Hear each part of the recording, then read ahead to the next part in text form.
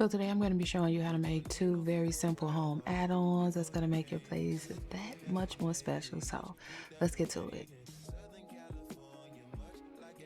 So when it comes to creating walls in Second Life, there are two main ways that I know about making walls. So I'm going to show you guys the both of them.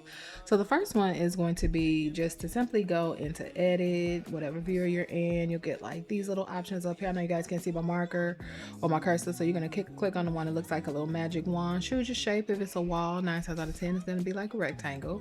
You're going to go ahead and res out a prim. Then you go ahead and go to your stretch option, and then you're going to stretch your quote-unquote wall to whatever size, height, length, width that you want. You also can do this under object. You can make it just so that it's a little bit more precise. The X, Y, and Z axis are going to be what you're going to be using to move it if you decide that you don't want to use your actual cursor on your computer, whatever. This little white box right here, this white box just makes the whole thing, it makes XYZ just all big all together. So when you do it this way, you are going to have to also go ahead and select face, and then you'll also have to go through the daunting task of putting a texture on it, which is not really daunting, especially if you already have textures. So I'll just go ahead and throw a texture on here. Hopefully it acts like it got some damn sense, so I can put it on here. And so then, yeah, so then this would be your little white wall.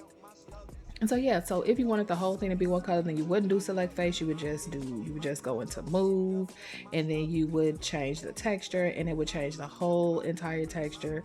But when we work with walls, because we do have different, when it's a prim wall, because you can color each side individually, I like to just do select face and just do them as needed. So that's the main way that I know to make walls. Now another way that I know to make walls is to actually unlink walls that are already on a build.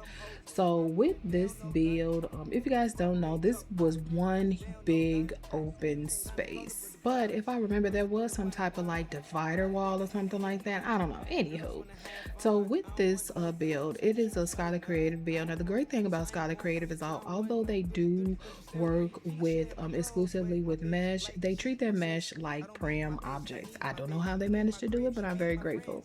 So like for instance, you can go to like a Scarlet Creative house, and you might see like a wall that you really like, dang, I wish I could just have this wall instead of like with mesh. Normally how it goes is like this whole part would be mesh. So these two sides would be one piece of mesh, but not with Scarlet Creative. So they did theirs a little different, where they're mesh pieces, but they link them together like they're prims, which comes in handy because you get the look of the mesh, but you can use it as though it's a prim. So this is another thing that I do.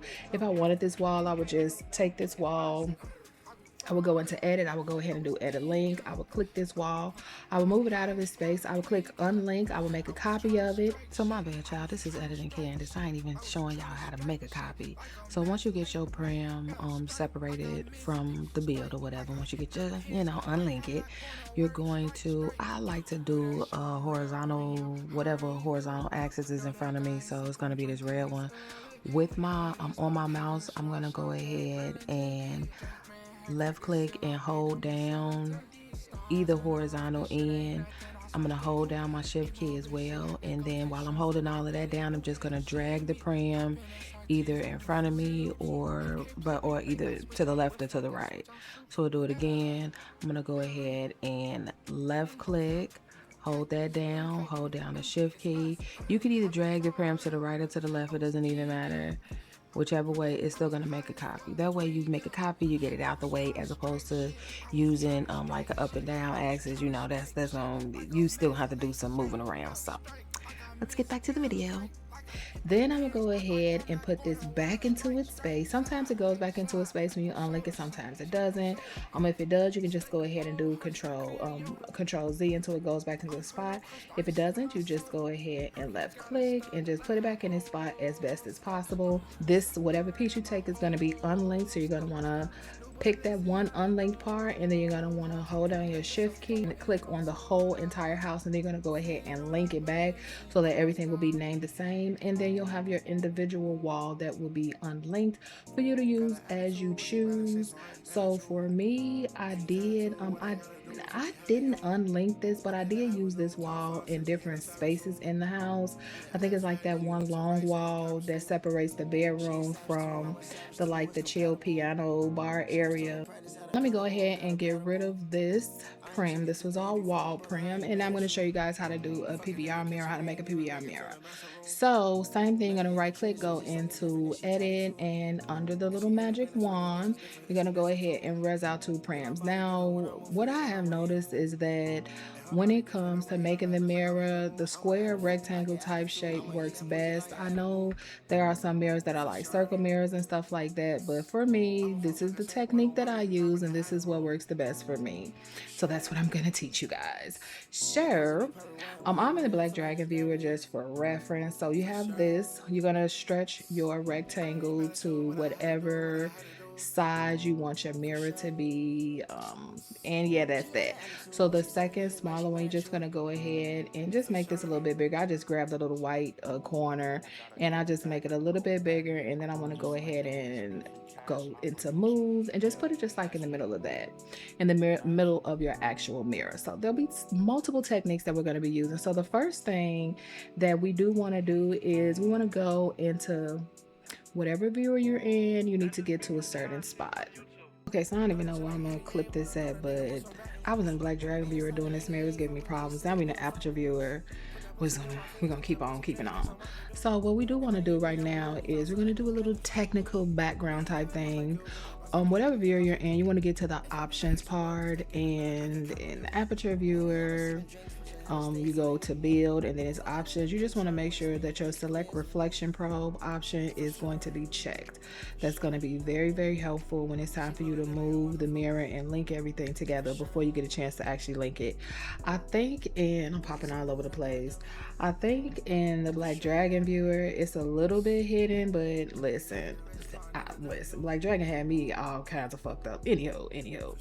So what you're gonna want to do after you have that clicked, what we do want to do is we're gonna go ahead and make a material, because you're gonna need a mirror material for this tall rectangle. So we're gonna go ahead into your inventory. However you create stuff, like create a note card or whatever, it should be in that space.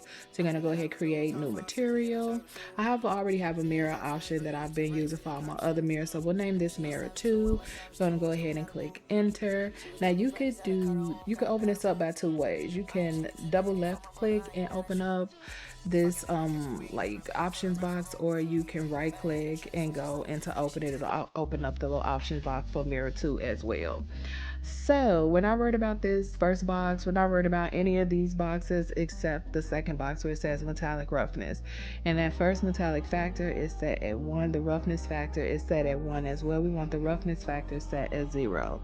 So you're going to back out that 1, you're going to add a 0, click enter. That's going to go ahead and open up your save and save as options. You can save as whatever name you want, but for now we'll just keep it as mirror 2. So you're going to go ahead and save. You can either X out of this to close this box out, you can click cancel. So now we're going to go back into edit with our tall rectangle. You're going to right click, you're going to left click, choose edit, and then you're going to make sure that you're in the blend, the PBR option. It's going to automatically put you in the blend fong option on Black Dragon. You're going to have to click down on that texture box and change to PBR.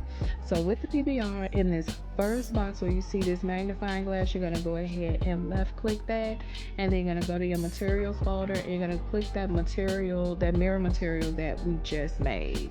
And so it might pop this box up. I don't know what I did. Just close that out. That's fine. So now we're going to go to, so that box is done. That rectangle is done. Now we're going to go to the smaller rectangle. Just going to left click on it and make sure you get that together.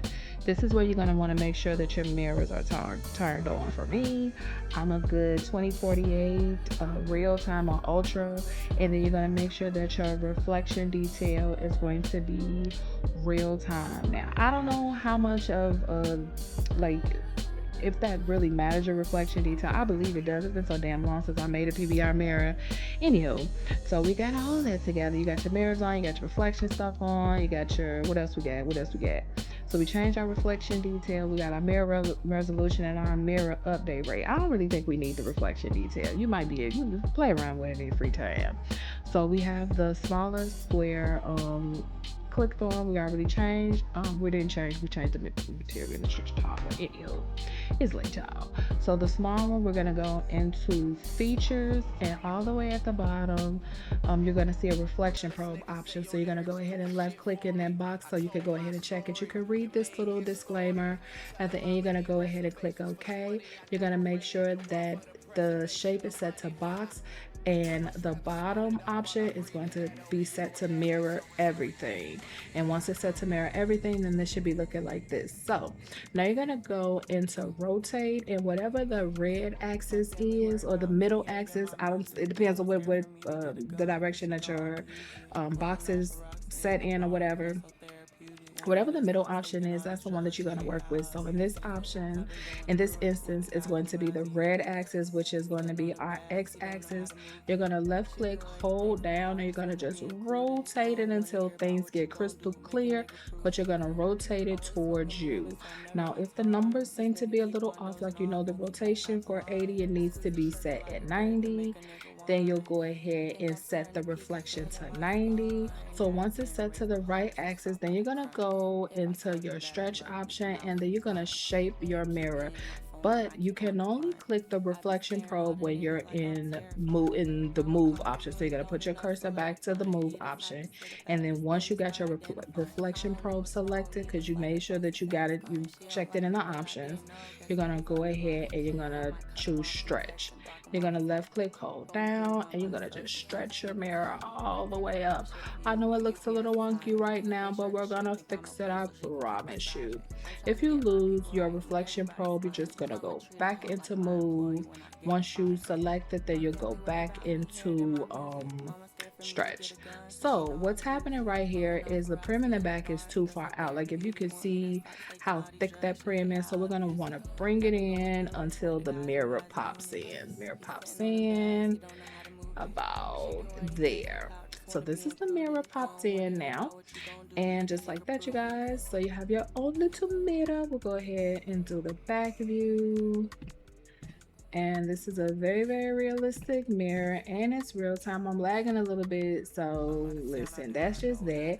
How do you link it? So linking it is going to click your reflection probe, because your actual mirror probe is probably going to be sticking out some. In this instance, it's not, which works out, and that's fine. So what you'll do is you can make it like paper thin if you want to, and then you'll go into move, and then you'll just move your reflection probe. Now with the reflection probe, you do need to have a little bit of thickness on the reflection probe in order for it to work properly. Now, in this instance, this is about how thick the reflection probe needs to be. Not a big deal. You can make it phantom, and it's not gonna bother nothing. So the way that you know your reflection probe is right is because you'll see that little cloud, you see that little cloudiness above. You're going to stretch the pram all the way up until you don't see that cloudiness no more. Sometimes it makes it way larger than the pram, sometimes it doesn't. So it really just depends. So now what you want to do is we can go into general, and we can name this mirror I made, and go ahead and click enter. So that'll be the name of it. So with this, the one thing that I don't like that you do have to do is you'll have to like sneak into the prim if everything is just like sized down already, but that's okay. And so you'll get the mirror, and then you click move, you hold down your shift key, go ahead, select that reflection probe, and then you're going to go ahead and click link. It's going to be named to the mirror I made, because that was the last thing that we linked it to, which was the reflection probe that we named mirror I made. And so now you can take your brand new mirror that you have, and you can put it anywhere. I've used this technique with every single mirror in my home. So this mirror was, when I bought this mirror, this was not, mirrors weren't even a thing in Second Life yet. So I made a PBR mirror using my mirror method with that mirror. And I also made a PBR mirror with this mirror. Yeah, I'm lagging so bad, but this mirror in my bathroom as well. So there you have it. Hope you guys have fun adding these two things into your repertoire if you didn't already have them in there. Thank you guys for tuning in, and I'll see you guys in the next one.